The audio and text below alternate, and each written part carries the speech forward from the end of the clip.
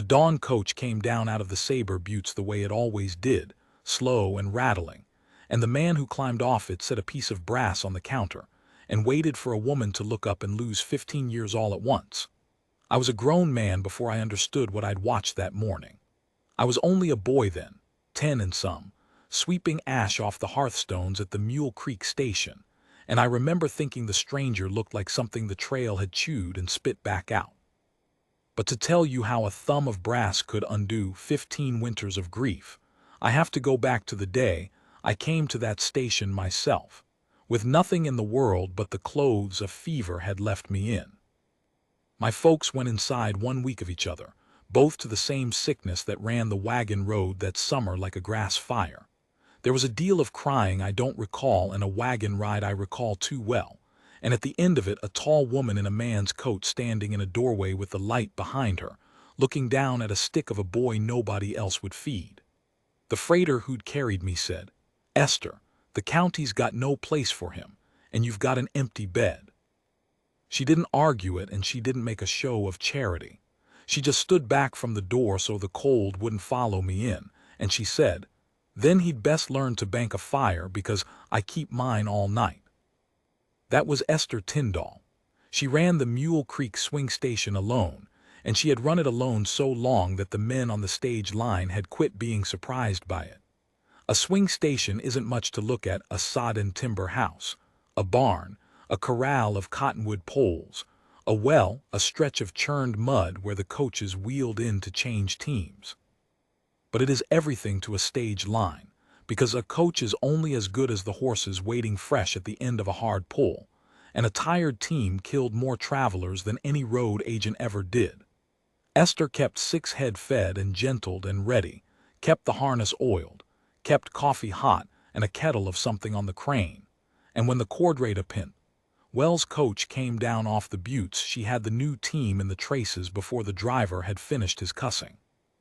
She did the work of 2 men and a hostler, and she did it in a faded calico dress with a man's wool coat over it, and not once in the years I lived under her roof did I hear her complain that the work was beneath her or beyond her. What I did hear, the very first week, was the talk. It came in on the coaches the way news always did, in the mouths of drummers and cattle buyers and women going to be married in towns I'd never see. They'd warm their hands at Esther's stove and look at the bit of cord at her throat where a small brass shape hung against her collarbone, and when she'd gone out to the barn they'd lower their voices and tell each other the story like it belonged to them. "The Tyndall woman," they'd say, "waiting on a dead man, or a hanged one, or one as good as." 15 years she'd kept that post for a fellow that robbed the Pinto Wells coach and shot the guard dead and lit out, and everybody but her knew he was bones in some wash by now, and wasn't it a pity? A woman with a strong back and a clean house wearing herself gray over a thief. I was too young to know I oughtn't, so one night by the fire I asked her plain. I said, "Esther, what's the brass?" Her hand went up to it the way your hand goes to a sore tooth. She looked at me a long while across the lamp, deciding, I think, whether a boy who'd already buried a mother and a father could be trusted with one more grief. Then she said, "It's a Cartridge, a brass 44 that was never loaded and never will be. There's 2 of them in the world. I wear the one. A man named Cole Mabry carries the other, wherever he is, and the day he lays it down beside mine, I'll know it's him and I'll know he kept his word." She turned it in the firelight so I could see the green dark patina and the soft shine where her thumb had worn it for 15 years. On the flat of the base somebody had filed 2 small letters and a date, and a little nick cut crosswise that you'd have to know was there to find. "His father carried them across the plains," she said. "Gave Cole the pair the spring before he died. Cole gave me the one the night before they took him." "Took him for what?" I asked. "For a thing he didn't do," she said, and that was all she'd say, and she banked the fire and sent me to bed, and I lay listening to her move about the dark house alone the way she'd done every night for longer than I'd been alive. It took me the better part of a year in pieces to put the whole of it together, the way a boy does, off the talk of the coaches and the few words she'd let fall. This is how it had gone. Esther had been a young woman then, keeping the station with her father, Old Man Tyndall, who had the line's blessing to run Mule Creek and was glad to have a daughter strong enough to help him do it. And there'd been a boy, a cowhand named Cole Mabry, who worked the freight teams for an outfit owned by the Teal brothers out of Cordray. He'd come down the road with the freight wagons twice a month, and the way Esther told it, the first time he stopped to water his stock at Mule Creek, he'd taken one look at her hauling a water bucket and gotten down to carry it for her, and she'd told him she'd hauled water before he was tall enough to see over the well curb, and he'd laughed and carried it anyway. After that, he found reasons to stop. After that, there were no reasons needed. By the second summer, old Tyndall had stopped pretending he didn't see it, and the two of them were promised, and the wedding was set for after the fall freight run, when Cole would have wages enough to put down on a piece of grass of his own. Then the Pinto Wells coach was robbed coming down through the breaks above Mule Creek.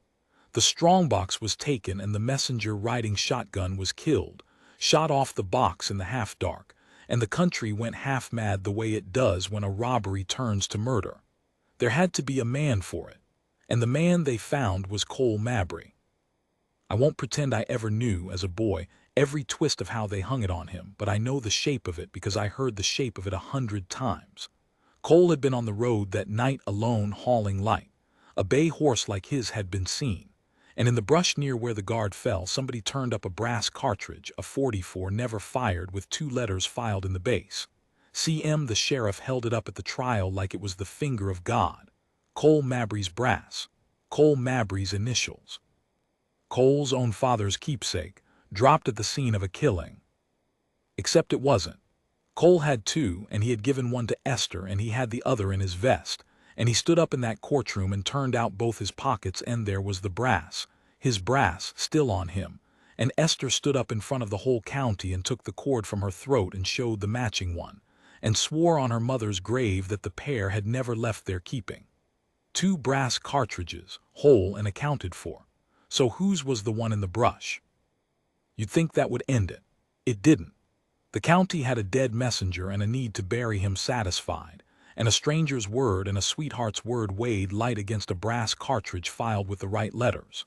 The prosecutor told the jury a clever lie, that a guilty man would surely keep his luck piece on him to look innocent, that the brass in the brush was a third one, cast from the same mold, that the whole pair of keepsakes story was a fetching fiction got up by a pretty girl. It was thin. It was thin enough that the jury could not bring themselves to hang him on it.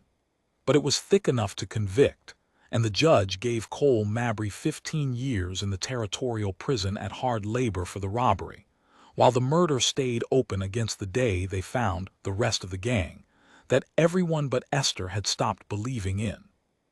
The night before they took him down to the prison wagon, they let Esther in to see him. What was said between them I was never told and never asked. But before they parted, Cole pressed his brass into her hand to keep alongside her own, so the pair would be safe and together, and he told her. This part she told me once, and only once he told her. I'll do their years, Esther, because I have to. But I never did the deed, and the day comes I can prove it. I'll come down that road and lay this beside yours so you'll know it's me and not some ghost or some liar trading on a dead man's name. You keep the post lit. I'll know the way home. Then they took him, and the years began. Old Tyndall died the 3rd year. The line offered the station to a married man with sons, the way they liked to. And Esther stood in front of the division agent and told him she had run Mule Creek since she was 16 and meant to run it till she was buried, and if he wanted his coaches to find fresh teams, he'd best leave it in the hands that had never once failed a schedule. She kept the post. She kept the brass.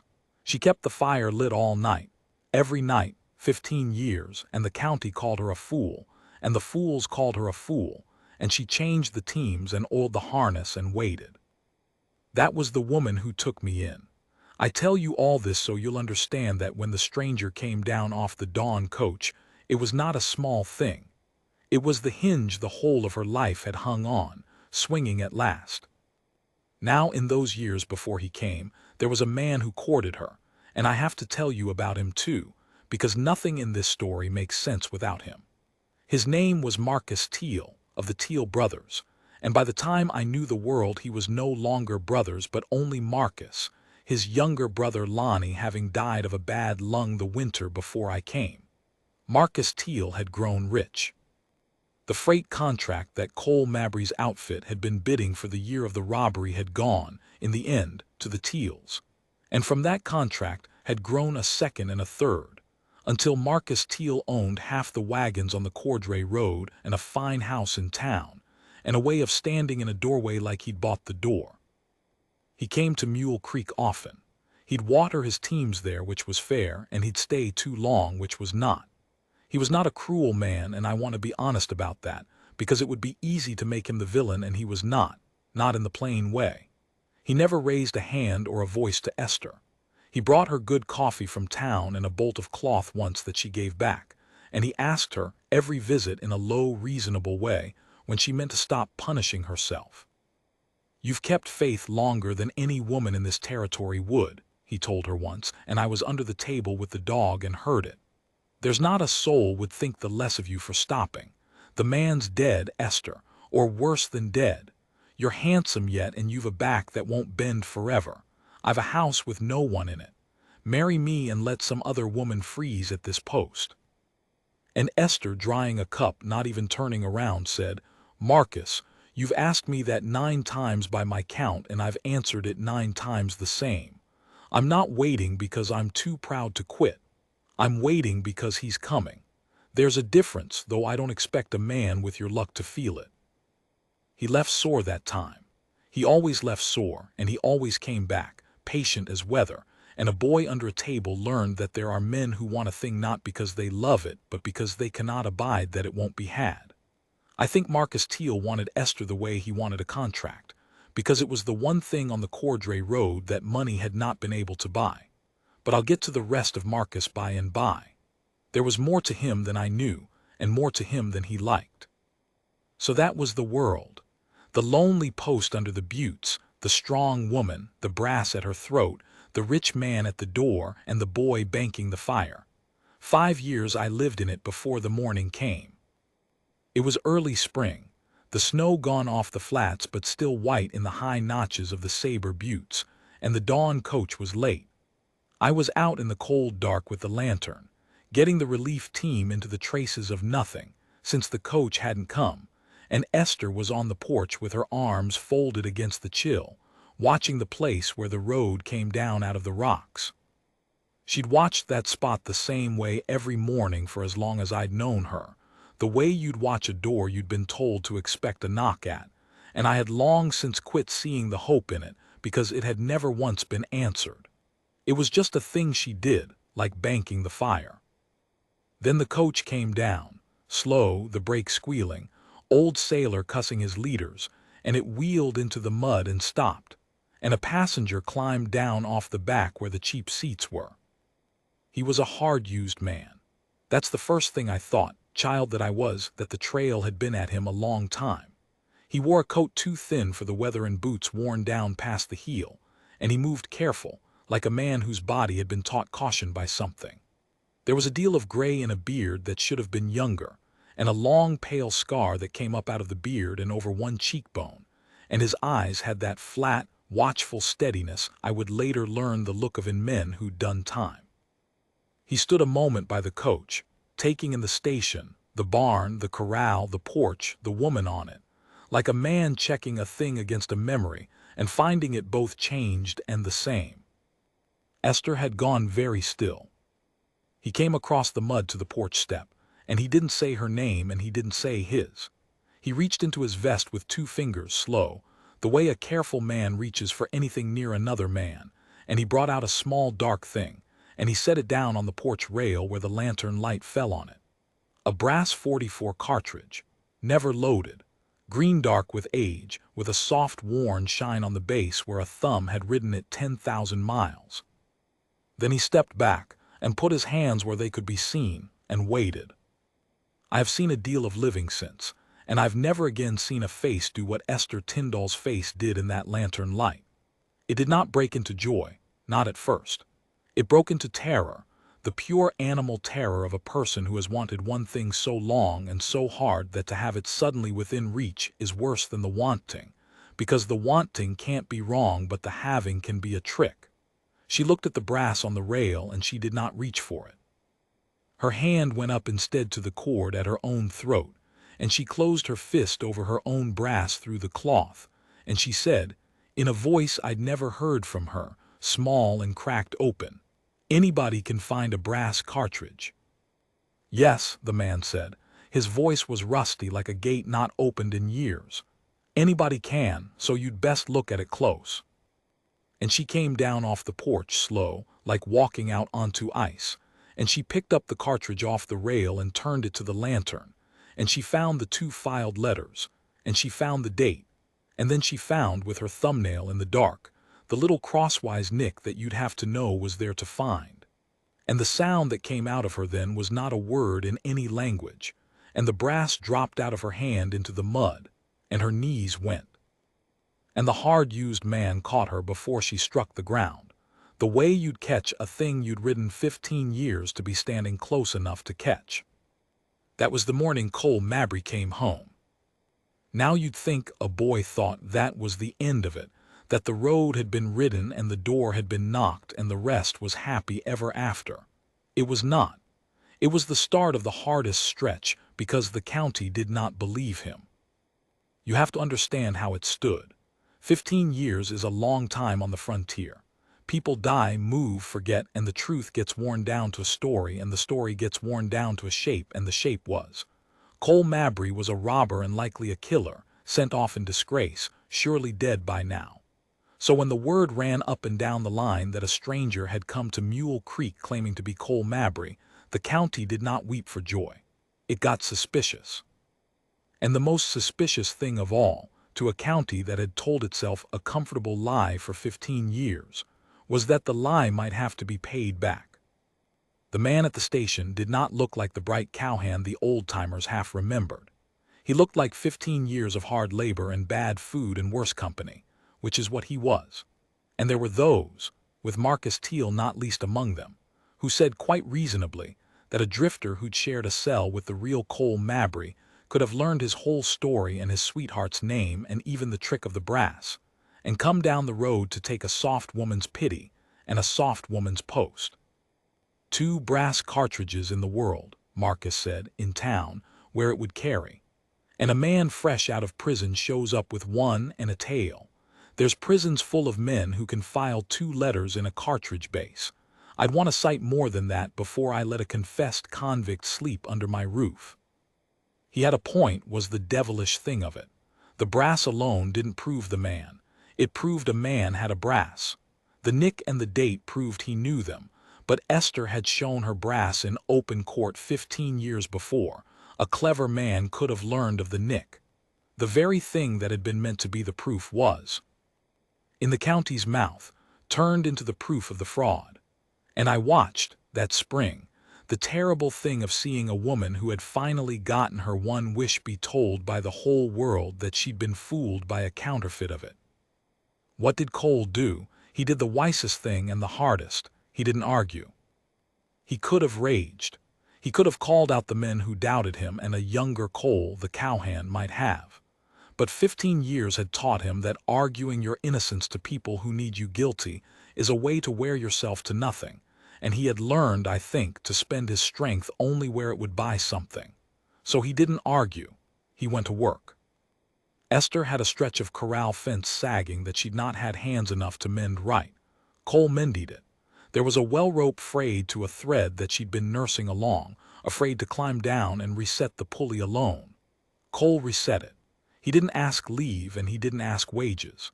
He found the work that wanted doing and he did it, quiet, the way a man does work he means as a kind of speech. And every coach that came down the buttes carried the news back to town.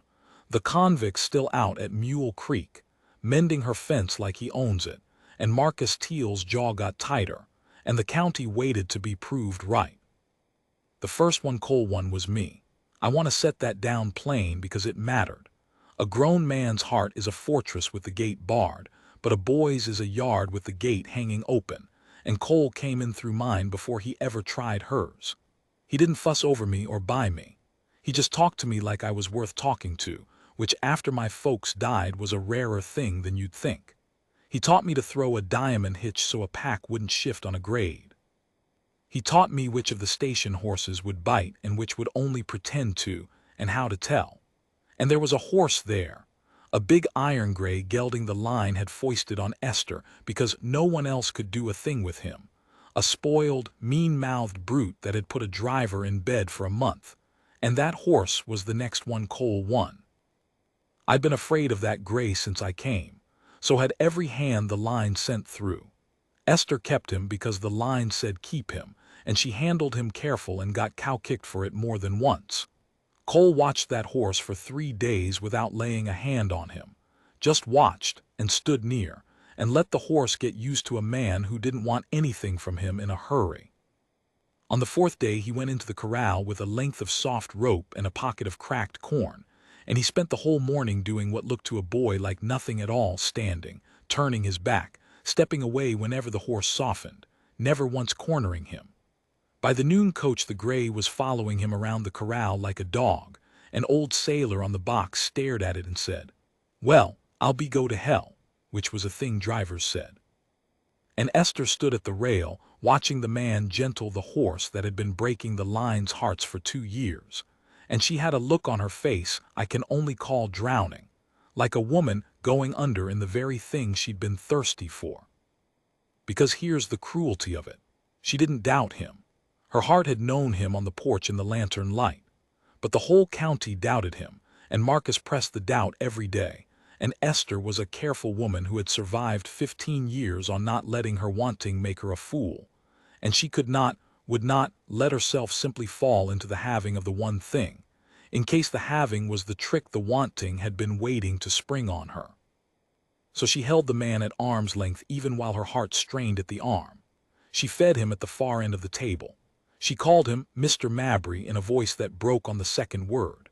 And at night she'd take out her brass and his brass and lay them side by side on the table in the lamplight and look at them, 2 of a kind, the date and the letters and the little nick all matched, and I'd watch her look at them, and I knew she was begging them to be proof enough and knowing they weren't. It was Cole who broke it in the end, not with proof but with patience, which is its own kind of proof. One night I was meant to be asleep, but a boy in a small house hears everything Esther said to him across the cold length of that table. I have to know how, if you're him. If you're truly him, you have to tell me a thing you never told the court and never told a soul, a thing only you and I would know. Because the brass isn't enough, Cole. They've made it not enough. Tell me a thing from before. And there was a long quiet, and then the rusty voice low said, "The night before they took me, when they let you in, you didn't cry. I thought you would and you didn't. You took the brass and you put it on the cord with yours and you said you'd keep the post lit.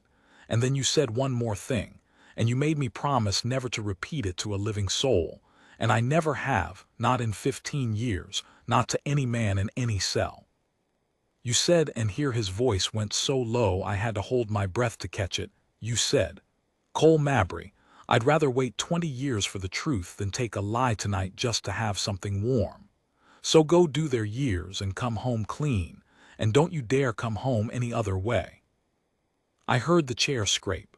I heard Esther Tyndall, who did the work of 2 men and never complained, finally come apart, all the way, 15 years of it at once, against the chest of the man who'd ridden home to be wept on. And I lay in the dark and was glad, the simple glad of a child, and I thought it was over. It was not over. There was still the county. There was still the murder open on the books with Cole's name half written into it. There was still Marcus Teal. And there was still the truth of who really robbed that coach, which I and Esther and even Cole did not yet know. The thing turned, as so much in this world turns, on a death and a letter. Marcus Teal's younger brother Lonnie had died, as I said, the winter before I came to Mule Creek. Lonnie had been the wild one of the 2, the one who drank, the one who ran with rough men down in the cattle towns, the one Marcus had spent 20 years bailing out and covering for and dragging back from the edge. When Lonnie died of his bad lung, Marcus had buried him and grieved him and gone on building his freight empire, and that, the county thought, was the end of Lonnie Teal. But a dying man, sometimes, cannot carry a thing into the dark with him. And Lonnie Teal, in his last weeks, coughing his life out in his brother's fine house, had written a letter, and had made the doctor who tended him witness it and seal it, and had told the doctor it was to be opened only after his own death, when it could no longer cost him a rope. And in that letter Lonnie Teal wrote down the thing he had carried for 15 years and could not carry into the grave, that it was he, Lonnie, and 2 men long since dead, who had robbed the Pinto Wells coach, that it was he who had shot the messenger off the box, and that the brass cartridge found in the brush, the one filed with the letters CM, had not been dropped by accident at all. Lonnie had taken it, the spring before the robbery, off Cole Mabry's saddle horn where Cole had left his vest hung at a freight stop, never missing it among the 2 he thought he had, and Lonnie had carried it a year, and dropped it deliberately in the brush by the dead guard to throw the law onto the one man whose bay horse and lonely road would make the story stick. An innocent man's keepsake, used to bury an innocent man, by a guilty one who could not stand to hang in his place. Now mark this. Marcus Teal had had that letter for over a year. The doctor had brought it to him, sealed after Lonnie died as next of kin. Marcus had opened it alone, and read it alone, and known, for over a year, that Cole Mabry was innocent, that his own dead brother was the robber and the killer, and that the freight contract that had made him rich had come to the Teals in the wreck of an innocent man's life. He had known all that, and he had said nothing, and he had gone on courting the innocent man's sweetheart, and he had locked the letter in his safe and gone on being the richest man on the Cordray Road. I have wondered all my life what kind of cold it takes to do that. I think Marcus told himself it changed nothing. Cole was dead in some wash. The contract was lawfully won at auction. The brother was past hanging. No good could come of dragging it all up but the ruin of the Teal name and the loss of the thing he'd built. I think he told himself that every day, and I think it almost held. And then Cole Mabry was not dead in a wash.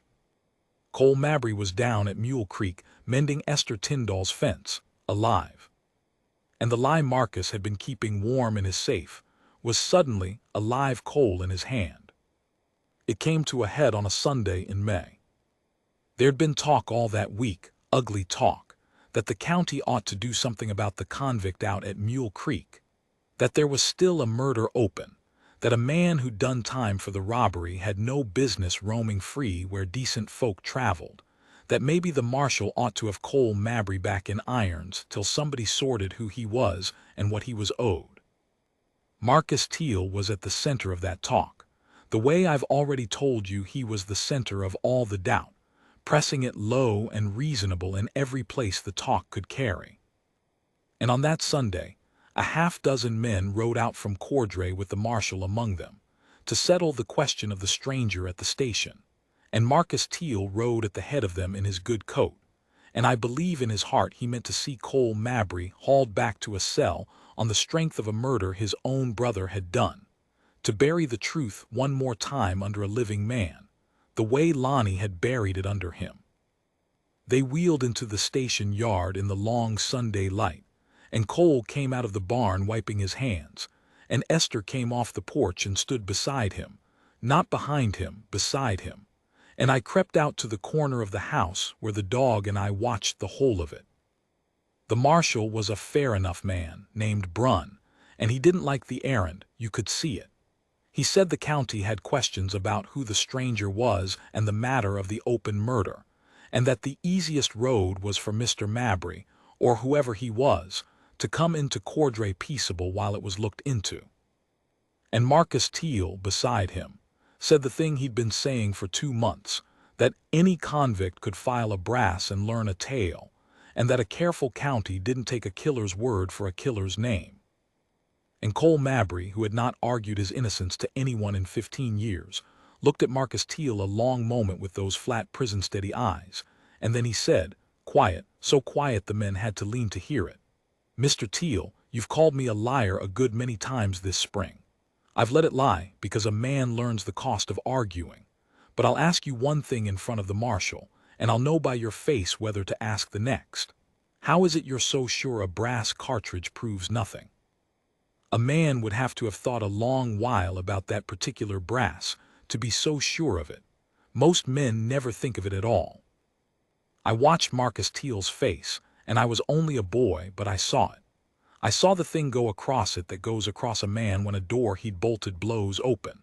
And I think Cole saw it too, because Cole didn't know about the letter he couldn't have, but a man who's done 15 years learns to read the faces of guilty men, having lived among them, and he read Marcus Teal's face and he knew in that yard that this man knew something. He just didn't know what. It was Esther who knew what to do, and it has stayed with me my whole life that it was Esther, the woman everyone had spent 15 years pitying for her foolish faith, who was the clearest head in that yard. She stepped forward and she did not look at Cole and she did not look at the marshal. She looked at Marcus Teal and she said, in the same flat voice she'd used to refuse him 9 times, "Marcus, Lonnie made you a promise once that you'd see him right, didn't he? The way you always saw him right. Whatever he left you to do, you've left it undone a long time. There's a man here paid 15 years for it." She paused. "I've known you a long while. You're not your brother. Don't go to your grave being something worse than he was." I did not understand then how she'd guessed so near the heart of it. I think she hadn't, not the whole of it. I think she'd only known Marcus Teal for 15 years, and known the way he'd watched Cole that spring, not like a man watching a stranger, but like a man watching a debt, and put it together the way a person does who's had nothing to do for 15 years but watch one man come and go and learn the weather of his face. She'd thrown it like a person throws a rope at a sound in the dark. But it caught. Marcus Teal sat his good horse in that long Sunday light with the marshal beside him, and the men behind him, and an innocent man and a faithful woman in front of him. And the door that had blown open in his face did not shut again. I watched a rich man's whole built life go quiet behind his eyes. And then Marcus Teal did the one decent thing I ever saw him do, and it cost him everything he'd spent 15 years buying, and maybe that's the only kind of decent thing that's worth the name. He said, "Marshal, I've got a letter in my safe in town. My brother Lonnie wrote it before he died and had Doc Reese witness and seal it. I've had it better than a year." His voice was not reasonable now. It was a man's voice with the bottom gone out of it. "It says Lonnie robbed the Pinto Wells coach and killed the guard, and that he took one of this man's 2 brass cartridges off his saddle a year before and dropped it in the brush a purpose to hang it on him. The man you're looking at didn't do a thing but get robbed of his name." He stopped, and the yard was so still you could hear the corral horses cropping grass. "I knew it," he said. "Better than a year I knew it, and I let it lie because the knowing was going to cost me. There it is. I'd be obliged if you'd ride in with me and open the safe, because I find I can't carry it the rest of the way alone." I will not pretend Marcus Teal was made good by it. He'd done a black thing in the keeping, and he never wholly lived it down in that country. But I have thought, many times since, that there is a kind of man who will do right only when the doing of it is also the breaking of him, when there is no longer any profit in the lie, and that we oughtn't to praise such men overmuch, but we oughtn't to spit on them either, for the world would be a colder place if even the cornered ones never turned. He rode into Cordray with the marshal, and the safe was opened, and Doc Reese was found and swore to the witnessing, and the letter was read out, and that was the end of the case against Cole Mabry. The robbery he'd done 15 years for had been his dead enemies. The murder that had hung half-written by his name was struck off it. The county that had pitied Esther and doubted Cole had to sit a long while in the Sunday quiet of having been wrong about both of them at once, which is a thing a county doesn't soon forgive itself, and so doesn't soon forgive you for. And there was a coolness toward Mule Creek in some quarters for years after that I never fully understood till I was grown and learned how people hate the ones who turn out to have been right. But that came later. That Sunday, when the riders had gone and the dust had settled in the yard, there was a quiet at the Mule Creek station that I have never since matched anywhere on this earth. Esther and Cole stood in the long light by the corral where the iron-gray gelding had come to the rail to watch them, and they did not embrace, not at first, And they did not weep, not at first. They just stood, the two brass cartridges between them. Cole had taken his up off the porch rail the morning he came, and Esther had her own on the cord at her throat. And after a while Esther took the cord from her neck, the way she'd taken it off only once before in her life, in a courtroom 15 years gone, and she worked her brass off it, and she held out her open hand. And Cole laid his brass in her palm beside the other, the two of them, the pair, the date and the letters and the little crosswise nick all matched, side by side in a woman's hand in the evening light at last, the way he'd promised through the bars of a cell that they would be. There, Cole said, in the rusty voice that was getting less rusty by the day, laid down beside yours, like I said I would. You're late, Esther said. I know it. 15 years late. I know it, Esther. And she closed her hand over the two of them and she said, don't you ever be late again. And then she did weep, and so did he, the slow, hard tears of grown people who have forgotten how, and the boy at the corner of the house wept too, for company, without rightly knowing why. They were married that summer at the station, by a circuit preacher who stopped between coaches, with old Sailor for a witness and me holding the preacher's hat, and there was no fine house and no town wedding, only the sodden timber house under the Sabre buttes and a kettle on the crane and the corral horses watching over the fence rail. I'll not tell you more of that day than that, because some of it was theirs and not mine to give away, and because the niche of plain folks' joy is best left plain. I'll only say that the fire was banked that night the same as every night all night, the way Esther had kept it for 15 lonely years. Only now there was a man to keep it with her, and a boy asleep in the next room who, for the first time since a fever took everything, had something he'd have called, if anyone had asked him, a home. Cole Mabry took to the station like a man taking up a tool he'd been born to hold. He and Esther ran Mule Creek together, and the line, which had spent 2 years apologizing for the iron-gray gelding, found it had got the best swing station on the Cordray Road, with the freshest teams and the fairest coffee, and the drivers came to look forward to the stop the way men look forward to a kind word in a hard day. There was talk, of course, for years. The country never wholly let go of the strangeness of it, the convict who hadn't been won and the fool who hadn't been won. But talk wears thin against a thing that simply goes on being true day after day, and a marriage that holds is the best answer ever made to a county's wagging tongue. Marcus Teal's empire came apart slow over the next few years, not all at once and not all from the letter, but the letter started it, and a man whose word is found to have been bought and sold loses contracts the way a coat loses buttons. He left the country before I was grown. I don't know what became of him, and I find, telling this, that I don't much want to. He gave the truth up too late to be a good man, and just in time to be a passable one, and somewhere between those two, there's a verdict I've never been able to settle on him, and at my age I've made my peace with leaving it unsettled. Lonnie Teal is buried in the Cordray yard under a stone that says less than it ought. The messenger he killed has a stone too, in the same yard, that I've stood over more than once with my hat in my hand, thinking how a dead man and a piece of brass between them shaped every soul in this story. The years that followed were the good years, and good years make poor telling, which is the great unfairness of stories. There was a deal of plain happiness at the Mule Creek station that I could not make sound like much if I tried, because it was made of ordinary things, bread rising, snow on the porch, a man and a woman growing easy in each other after so long apart, a boy growing up between them straight instead of crooked. They couldn't have children of their own. The years had taken that chance from Esther, as the years take so much. So they made do with the one the fever had blown to their door, which was me, and I have never in my life felt the want of any other parents than the two who took me in, neither one of them obliged to, both of them having every reason to have less heart for a stray boy than they had. I carry their name when I want one. I have signed myself Eli Mabry on more papers than the one I was christened with.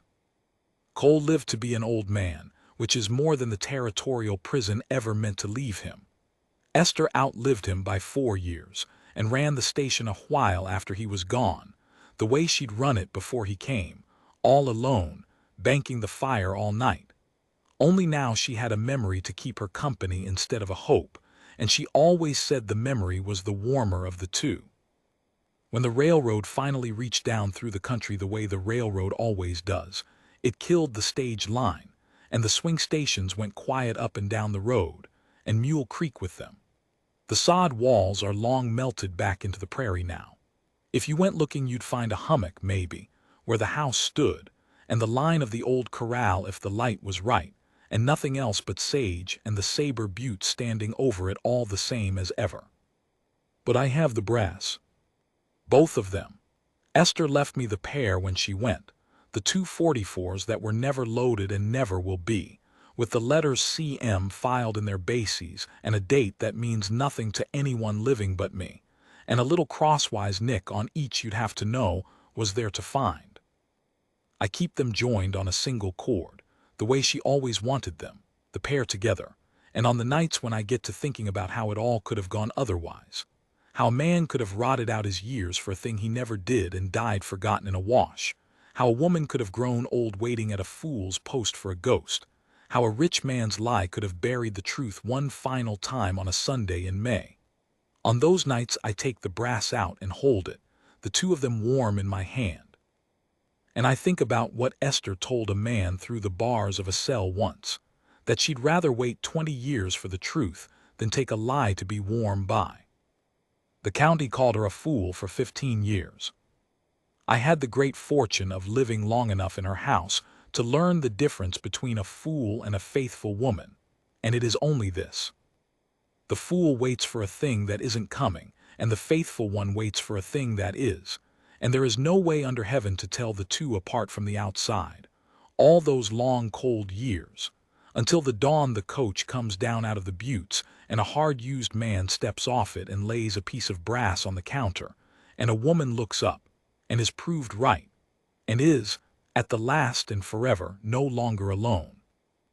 I keep my fire banked all night. I learned it from the best hand at it I ever knew, and I have never in my life been able to look at a small, worn thing of brass without my throat going tight, and I expect by now you understand why.